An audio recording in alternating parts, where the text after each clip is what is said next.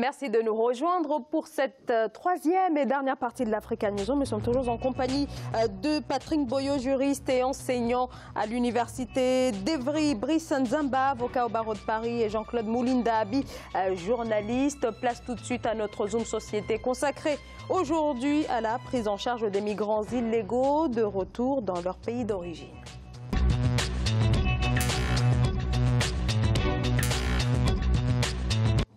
Ils sont nombreux à avoir tenté leur chance en Europe à la recherche d'une vie meilleure. Tentative via les passeurs, une route de tous les dangers. Certains de ces candidats à l'immigration clandestine n'ont pas franchi la Méditerranée. Ils ont alors été bloqués en Libye, où ils sont entre 400 000 et 700 000 selon les chiffres de l'Union africaine. Ces derniers mois, on assiste à des rapatriements. Alors, quelle prise en charge une fois de retour dans leur pays d'origine? Illustration en Guinée, dans la capitale Conakry, dans ce reportage de Tchekomar Bandaougou. Dizaines de migrants de retour au pays à se réunir une fois par semaine pour nettoyer certaines des plages les plus polluées de Conakry, la capitale guinéenne. Cette action fait partie d'un projet initié par l'Organisation internationale pour les migrations qui se déroule en plusieurs phases et qui a déjà permis à 463 rapatriés de trouver du travail. On a déployé 500 personnes pour cette première rotation de 45 jours. C'est le deuxième objectif, les faire participer au développement de leur communauté à travers ces activités d'assainissement.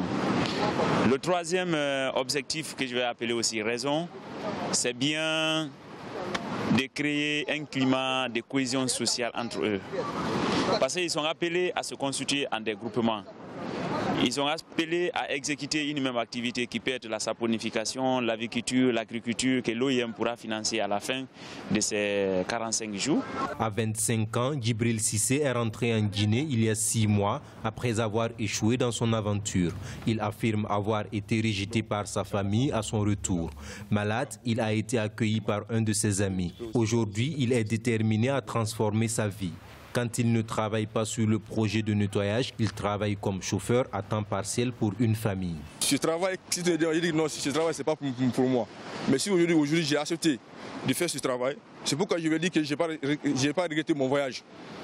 Parce que ça m'a permis de développer une partie de mon cerveau.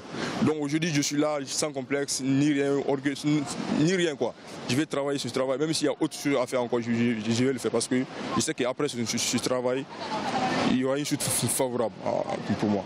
Durant la seule année 2017, 6604 migrants guinéens ont atteint les côtes italiennes. Depuis janvier 2018, 2682 migrants sont rentrés en Guinée avec le soutien de l'Organisation internationale pour les migrations. 135 d'entre eux étaient des enfants. Grâce au projet de nettoyage, les Guinéens ont retrouvé les plages de Conakry, autrefois désertes.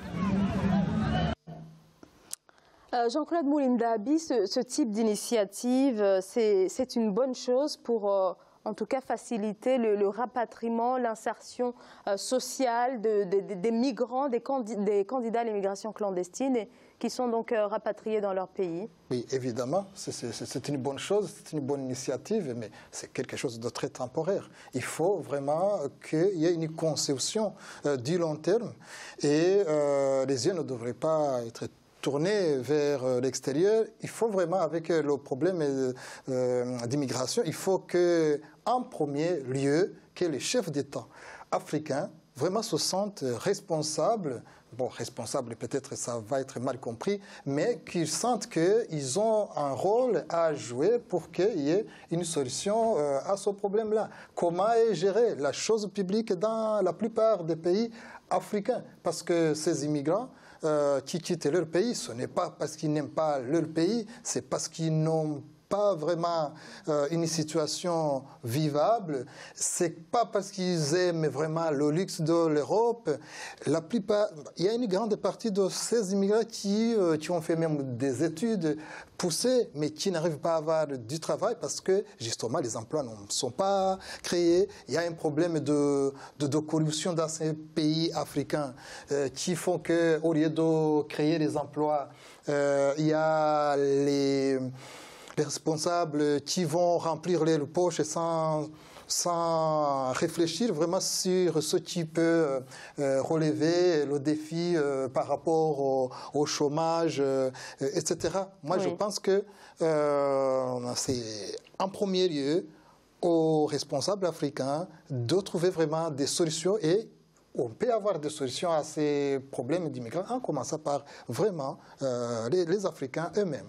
Alors, il manque des propositions économiques concrètes. Là, on voit en Libye, pardonnez-moi, en Guinée, une initiative donc destinée aux candidats à l'immigration, des candidats qui ont été rapatriés. Mais finalement, 7 mois après la découverte de ce drame qui se déroule en Libye, il manque là un véritable plan d'insertion des jeunes et notamment de ceux que l'on rapatrie de plus en plus. Patrick Boyo. C'est dommage parce que d'autant plus qu'au sein de l'Union africaine, il existe une structure qu'on appelle le Parlement, je crois, des jeunes, une structure spécialisée pour représenter les jeunes et dont on n'a pas entendu le moindre son pendant toute la crise des migrants en Libye. Je viens d'apprendre que, aujourd'hui même, je l'ai appris que l'Union africaine a créé un observatoire de la migration pour essayer de lutter contre l'immigration illégale. Bon, je me dis que l'Union africaine déjà essaie de discréditer dans beaucoup de choses, mais là encore, on tombe encore plus bas dans le ridicule, parce que déjà, il faut comprendre, comme vous l'avez si bien dit, Jean-Claude, l'immigration touche d'abord les jeunes diplômés. C'est quoi le problème? Je me dis, à chaque fois que je suis ici, je parle en tant que jeune africain. La plupart des jeunes qui émigrent de leur pays et vont ailleurs, ce sont des diplômés. Ils se disent quoi? J'ai fait des études, je ne peux pas me réduire à faire, mais je ne gagne pas grand-chose, pendant qu'il y a un vendeur à la sauvette, pendant qu'il y a un chauffeur qui gagne bien sa vie. Mais moi, je ne peux pas me réduire à devenir chauffeur-vendeur à la sauvette dans mon pays, je préfère partir ailleurs.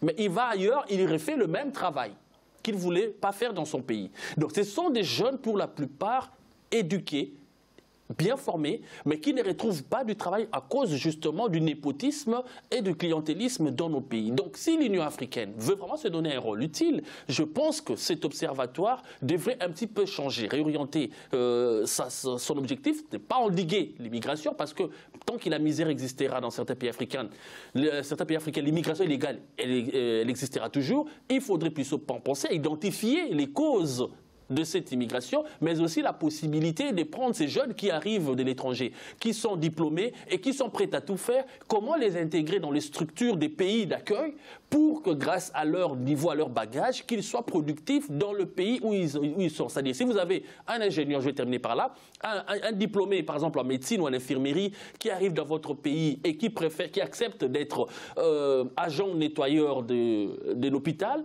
mais vous avez une plus-value.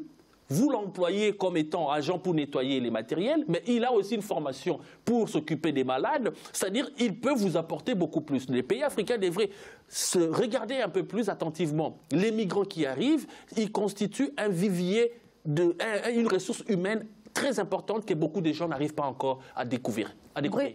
Brice Nzamba. Écoutez, moi je suis tout à fait, je dirais, c'est triste de voir que ces jeunes qu'on nous a montrés, ce n'est même pas l'État guinéen qui a fait le nécessaire. C'est une organisation internationale qui a créé les conditions pour occuper ces jeunes durant un laps de temps. Après ces laps de temps, ces jeunes vont être abandonnés à eux-mêmes. Ça, c'est le premier constat. Deuxième constat, en 2050, la population africaine au sud du Sahara va quasiment doubler. C'est-à-dire que sur 100% des jeunes, sur 100% de la population, il y aura quasiment 80%, ça va être des jeunes, en fait. Et quand on est dirigeant, on dit gouverner, c'est prévoir. Quand on sait qu'on va avoir une population, mais une grande population de jeunes, eh ben, la priorité pour les États africains, c'est la bonne gouvernance.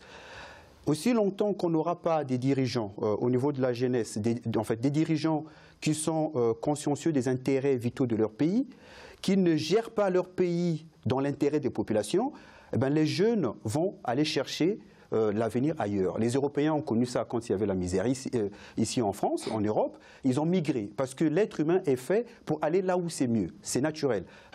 C'est même un instinct de survie. Donc moi, je pense que la priorité pour voir loin, avec cette formidable poussée de la démographie africaine, si les questions ne sont pas réglées aujourd'hui au niveau des emplois, c'est-à-dire avoir un renouvellement de l'élite dirigeante, une élite qui va être plus consciencieuse pour porter les intérêts des pays, je pense que le pire est devant nous. Voilà. Merci beaucoup à tous les trois d'avoir participé à cette émission. Alors, on avait en deuxième partie prévu de débattre de ce soutien de la communauté internationale et notamment de la CEDEAO, l'Union européenne, à la Gambie, un soutien pour le plan national de développement mais aussi à la transition démocratique. Mille excuses, on en parlera bien sûr demain. Merci à tous les trois d'avoir participé à cette émission. Jean-Claude Boulinda-Abi, je rappelle que vous êtes journaliste. Brice Nzamba, vous êtes avocat au barreau de Paris. Patrick Boyo, vous êtes juriste et enseignant à l'université d'Evry. Un grand merci à tous les trois pour ce débat. Et merci à vous, bien sûr, de nous avoir suivis. Je vous retrouve donc demain. Très bonne soirée. Merci.